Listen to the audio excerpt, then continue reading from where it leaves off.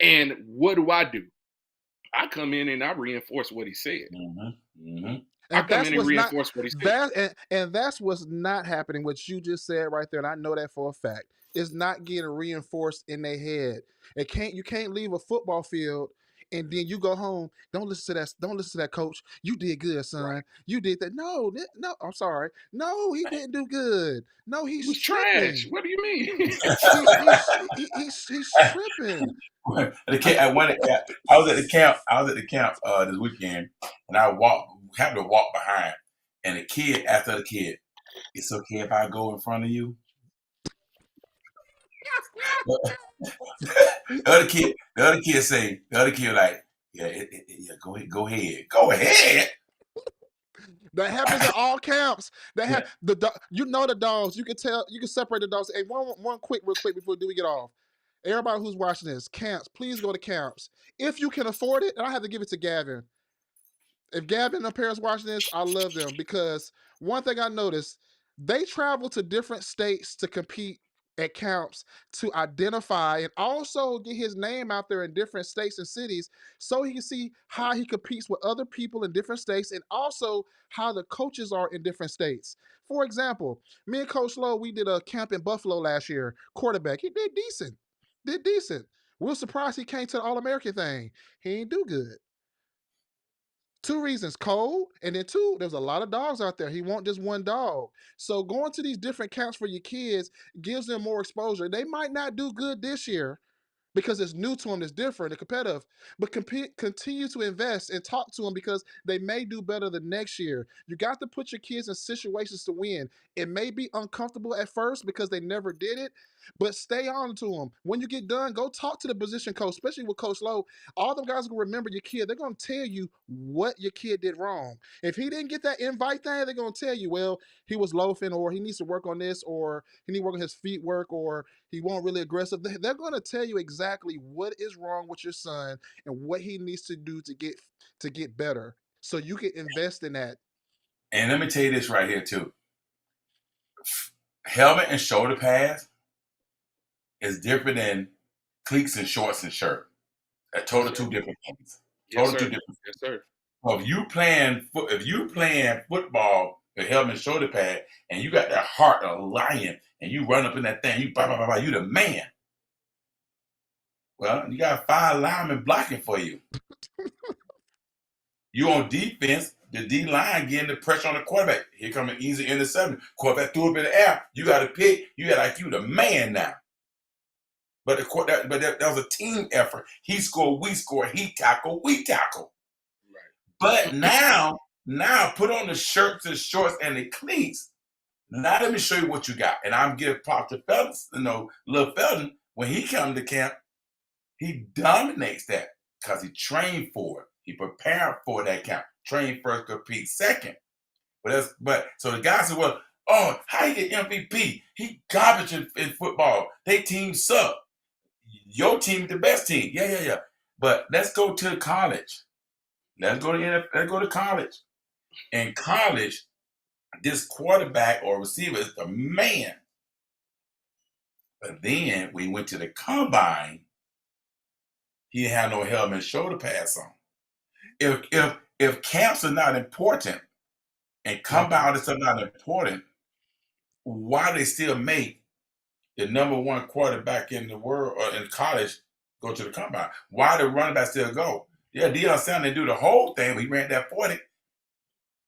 So what I'm saying, so we got to be smart about it. So the camps is totally different. So you can't go there thinking my son better than him on foot tackle because this ain't got to do with it. This is different. So when you want to go to the next level, your son got to be good with shorts, shirt, and cleats, and helmet and shoulder pads. He got to be And good. to your point, Coach Lowe, Charles Woodson said something to me one time, and he was actually speaking to Deuce.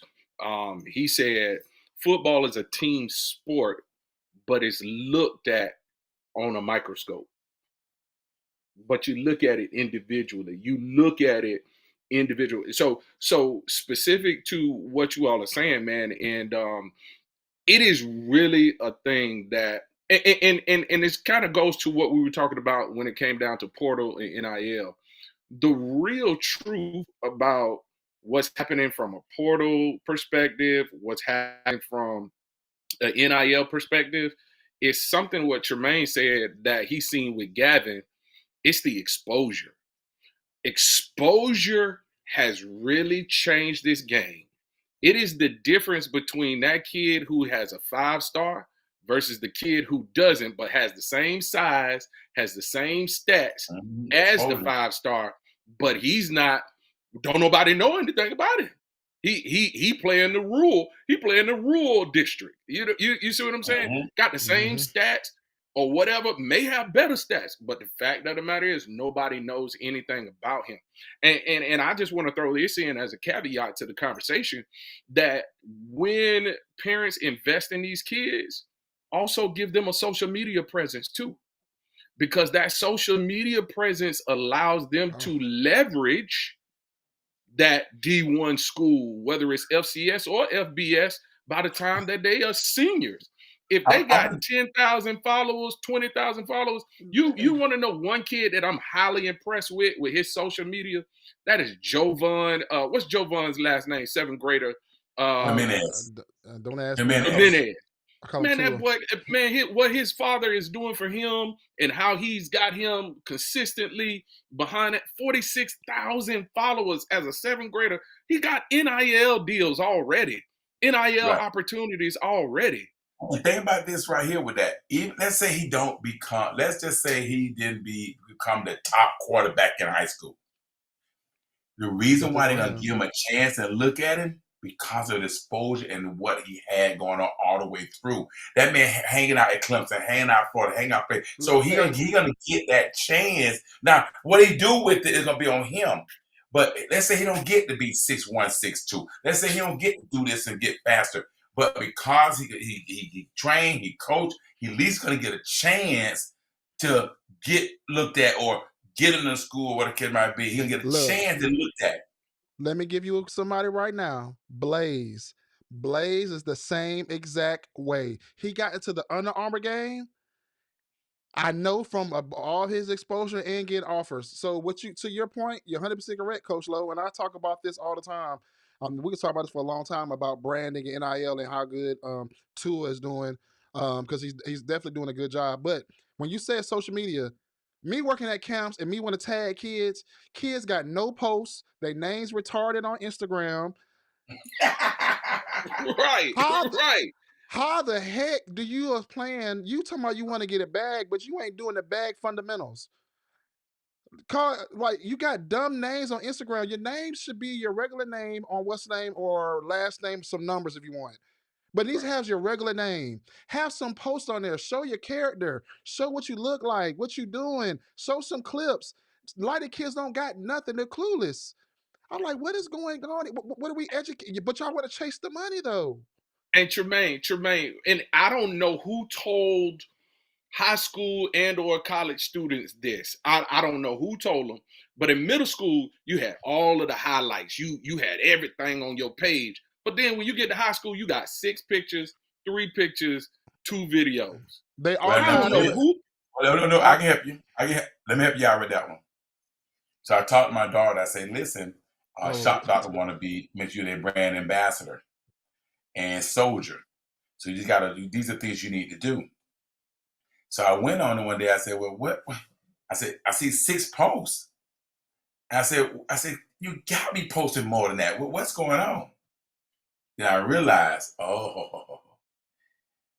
they post the stories because they disappear. Correct. But then but here's what's crazy now. But then what they do is they don't make you a friend to see what they're posting. Oh, my students show me that. They only show their friends. Their friends see your post. I'm like, what is that? Because they're doing something they got no business. So and that's the problem. So Instagram is not designed for them. See the mindset is Twitter helped me get recruited. Instagram, I can act a fool, and then Facebook is for old people. That's the mindset of a teenager. That's the mindset of it. But I will tell you this: at the last camp, a kid named Sebastian at Orlando camp, who was MVP, all camp team, dominated. The wide receiver named Sebastian, he was good. Oh, the light-skinned boy. I remember him. I remember I that. seen him at the Georgia Tech game. He said, Coach, since I came from the story, he said, y'all posted me 11 times. I got 3 stories right up. Cam Newton, C1N, called me to be on his 707 team. That's I got crazy. I got followed by Miami. Thank you, Coach. Now, we don't make no promise about no scholarship, nothing. But what we do tell them, we're going to give you the exposure, we're going to post you, we're going to do our part, and that's what we do. We just help you and set a platform for you. But think about what he said, Cam Newton. So people think now it got to the point, it ain't just go getting college to look at it. It's you got like Cam Newton looking at you, or CA1N, or California Power. I got Lamar Garrison live in Leesburg, and he got California. He paying for California Power. So people recognize you from your social media. And Lamar Garrison, freshman All-American. Duke played for, I think, SFE, freshman All-American. All these guys are getting opportunity because they're going to camp, they're doing their part, they're dominating, they're training. And I said on Tuesday and Thursday, they training. So that's the difference too. Got to train, got to be in the right place, get the exposure. Hey, go to the camps. That exposure is something, man, because and again, I've got, and Tremaine knows this, we're working on a piece right now for my seniors that are in high school, kind of leading them up. And one of the ideas that we created was a mini docuseries, right, where they can actually put out 2-3 minute clips every week about something of their life leading up to the next national signing day. And what it's going to do is we've done it to increase their exposure, to get more organic growth across their social media. And if we can get more organic growth across their social media, they may spend next year at a D3, D2, or whatever the case may be. But when their value gets bigger in the market, who's to say you might not be that kid Chandler from Ferris that gets picked up by Ole Miss and in the CFP the following year? Who's to say? So I'm gonna end it off this right here, and we'll close it out. Y'all know that big old strong muscle guy that been running beside the cars? Yeah. You know what I'm talking about, Coach Lowe? Yeah. Ashton Hall, whatever. Speed, yeah. He went to a HBCU school. He's not in pro, right? Am I correct? Everybody can identify that, right? He's not in pro, but this dude got a big deal with a drink company by him posting on social media. He got 1 million followers. A dude that was in college at HBCU school as a running back. And look at him now.